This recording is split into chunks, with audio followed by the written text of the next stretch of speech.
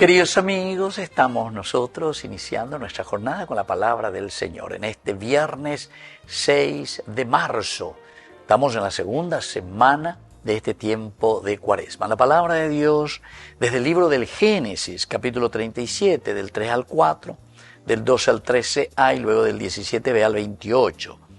Israel amaba a José más que a ningún otro de sus hijos, porque era el hijo de su vejez. Y le mandó a hacer una túnica de mangas largas.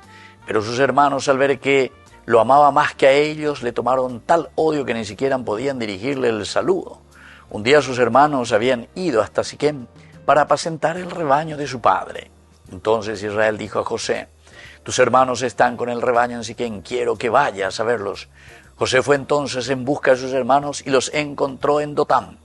Ellos lo divisaron desde lejos y antes que se acercara, ya se habían confabulado para darle muerte. Ahí viene ese soñador, se dijeron unos a otros. ¿Por qué no lo matamos y lo arrojamos en una de esas cisternas? Después dijeron que lo devoró una fiera. Veremos entonces en qué terminan sus sueños. Pero Rubén, al oír esto, trató de salvarlo diciendo: no atentemos contra su vida. Y agregó: no derramen sangre, arrójenlo en una cisterna que está allá afuera en el desierto, pero no pongan sus manos sobre él.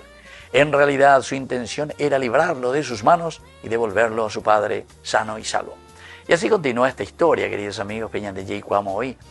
José vendido por sus hermanos.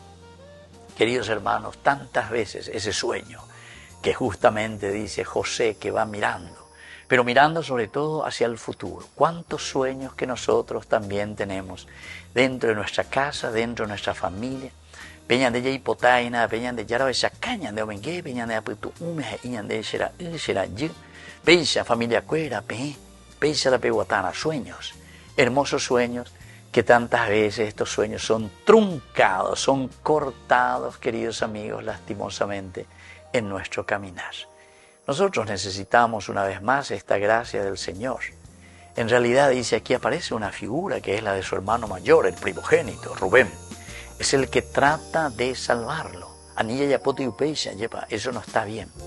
Quiere decir, queridos amigos, que también ante cada acción negativa que nosotros como comunidad proyectamos y hacemos y queremos truncar los sueños de una patria, los sueños de una familia, los sueños de una persona, sin embargo, queridos amigos, está la conciencia, porque Rubén es la conciencia, entre comillas, ya es upeisha, lleva.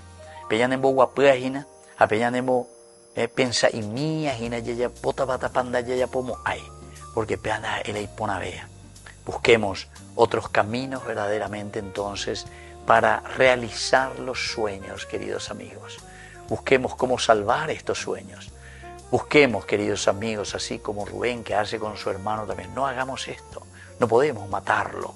Tenemos que buscar lo mejor siempre para que respondamos a la voluntad del Señor. Porque cada uno, así como José, como también cada uno de sus hermanos, tienen y tenían una vocación muy importante en este caminar del Señor. Pidamos esta gracia hoy también al Señor para nuestra comunidad. En el nombre del Padre y del Hijo y del Espíritu Santo.